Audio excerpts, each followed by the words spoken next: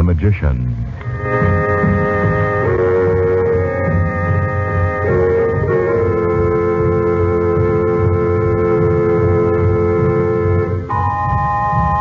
Good evening, ladies and gentlemen. The makers of White King granulated soap present for your enjoyment Chandu, the magician. Before our play begins, we would like to take a moment, and I mean just a brief moment, to say something that will help those who have clothes to wash. Our suggestion is that you use White King granulated soap. Put White King in your washing machine.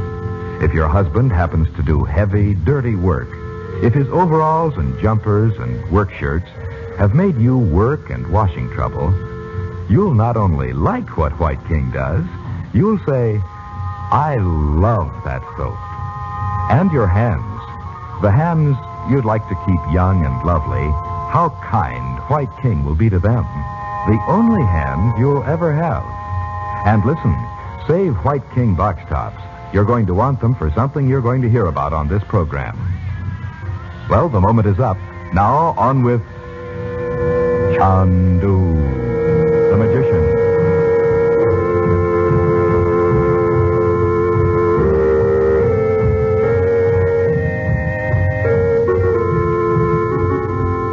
Ahmed, a member of Frank Chandler's secret brotherhood, comes in the guise of a sand diviner to the hotel on the edge of the desert. Ahmed has waylaid and searched a messenger carrying a packet of papers to the sinister Roxor. Chandler examines them, but to his dismay, the stolen records of Robert Regent are missing.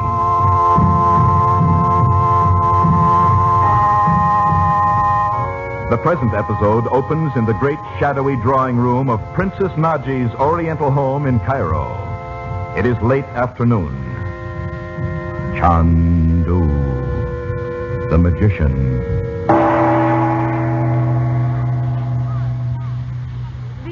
To come in, Roxor.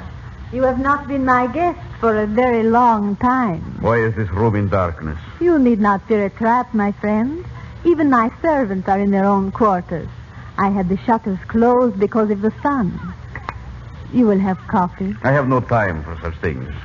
You sent me a message? It was most difficult, my man tells me. It should have been impossible. And it would have been so, except that one of your messengers was indiscreet.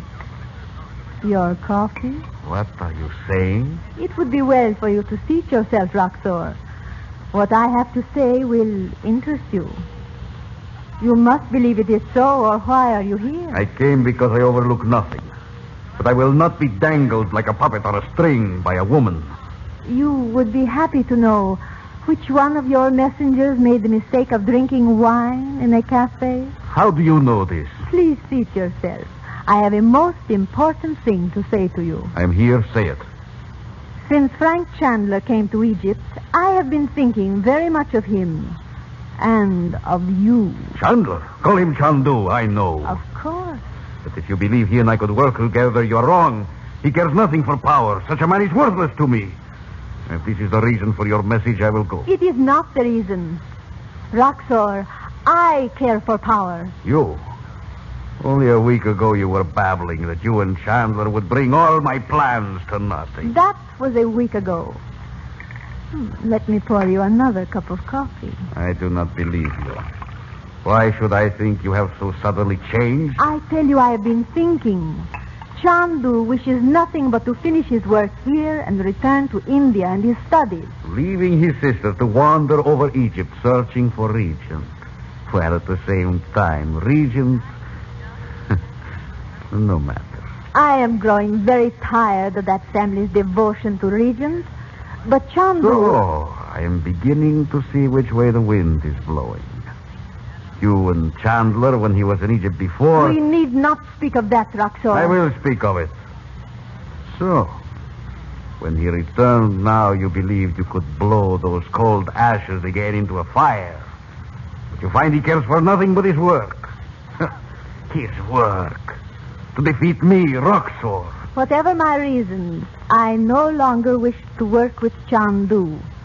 You will admit I could be of use to your plans. But now my plans are going forward everywhere. What could you do for the plan that I cannot do without you? And what would you ask when I have won? Need we bargain like the Akkadi in the bazaar? You know better than any man what I could do. You would use your sorcery against Chandler? If you ask it of me, It is true, then. You know the secrets of ancient Egypt. it is true. Then give me proof. Now, Now, here, at once. Well, you told me a lie. no, Roxor, I will try. I do not want trials and errors. I want to see it done. If you will be silent, I will try. If I succeed, you will hear a small sound, like the voice of ancient music across the sands. Then when I extend my hands, a cold blue flame will appear on the table between them. So, A moment. I hear nothing. Wait, it is difficult. Roxor, I cannot... Oh, a trick, a lie. No. Then give me proof. I know why it is impossible today. Why? Tell me. It is because I have been taught to use the power I have only for good. And you, whatever you are evil. Good, evil. The talk of idiots. But wait, listen to me. In the old parchment of my people are other secrets. The dreadful secrets of black magic. I have never seen them. I did not wish to know. If I must learn them now, I can. I believe you. For one moment, you seemed to me like an incarnation of... No matter. Let it go. What will you say to Chandler? You may leave that to me. I am to meet him in half an hour. Where? Where do you meet him? At Mena House. Mena House. A most conventional meeting in the sitting room of the suite, surrounded by innocent American children.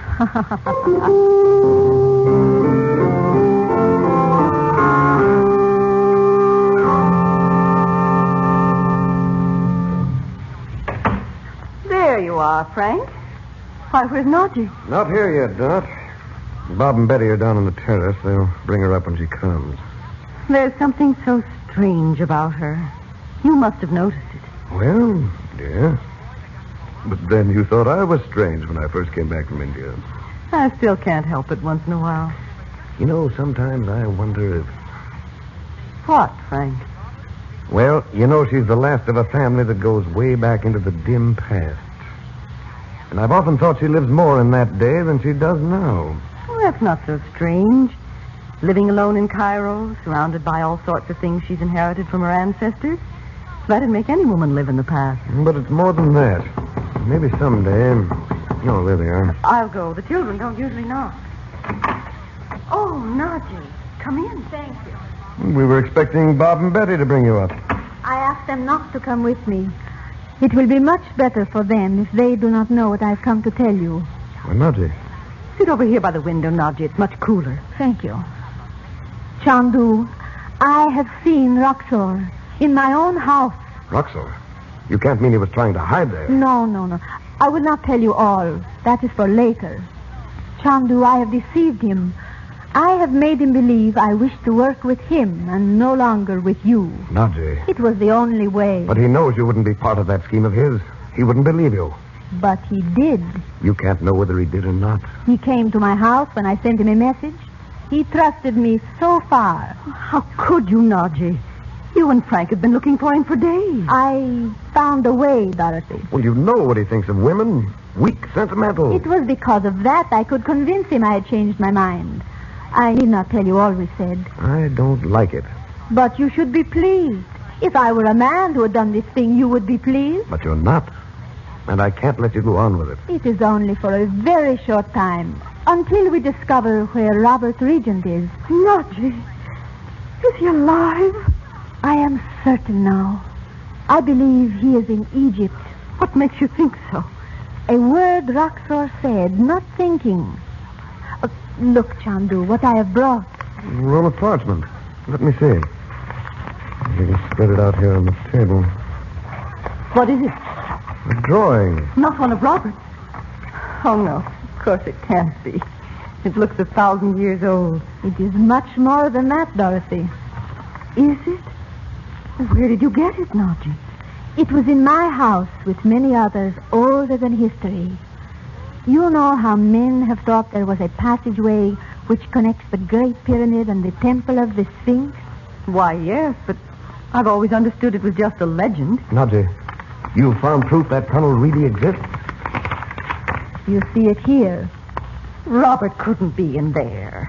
Not alive. Nothing's impossible, Dot. But why should he be?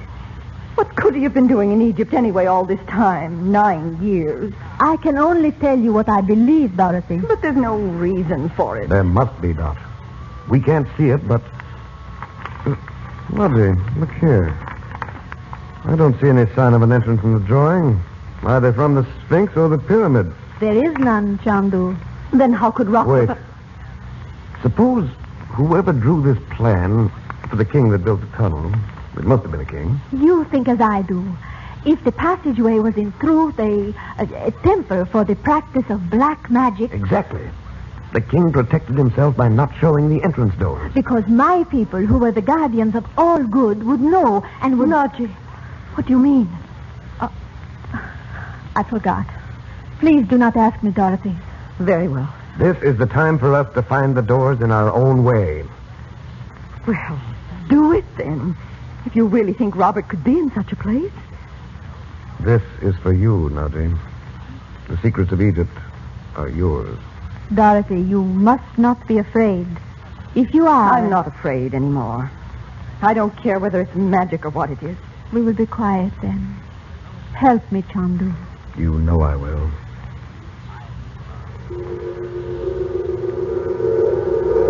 The blue flame. Wise men of old Egypt, show us the doorway. Nothing yet. Nothing. Blackness like a curtain.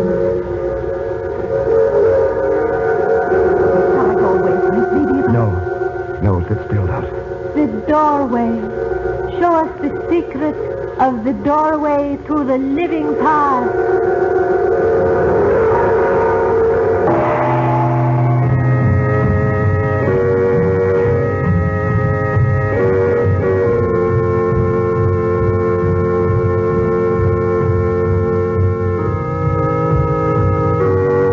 Before our program started this evening, we told you how wonderfully easy White King made the washing of heavy clothes like overalls and work shirts in your washing machine. I wonder if that might have given you the idea White King was only for the heavy washing you have to do. Why, of course, that isn't so. Say, your finest tablecloths and napkins, your daintiest lingerie, the fragile and lovely things you have to wash, White King Granulated takes care of them safely, gently, and we think, as no other soap has ever done. There are reasons, of course, but aren't you kind of tired of hearing reasons all day long? Millions and millions and millions of packages of White King are sold. Each means that some lady has found this soap, the one that helps her most. Listen, we say you'll like it. No, we'll say more than that. You'll love White King. Until tomorrow night, when perhaps you have tried White King, good night.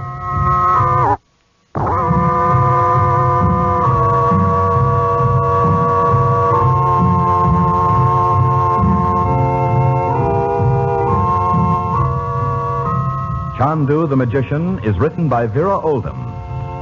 The makers of White King invite you to listen tomorrow at this time when the story resumes. Chandu the Magician.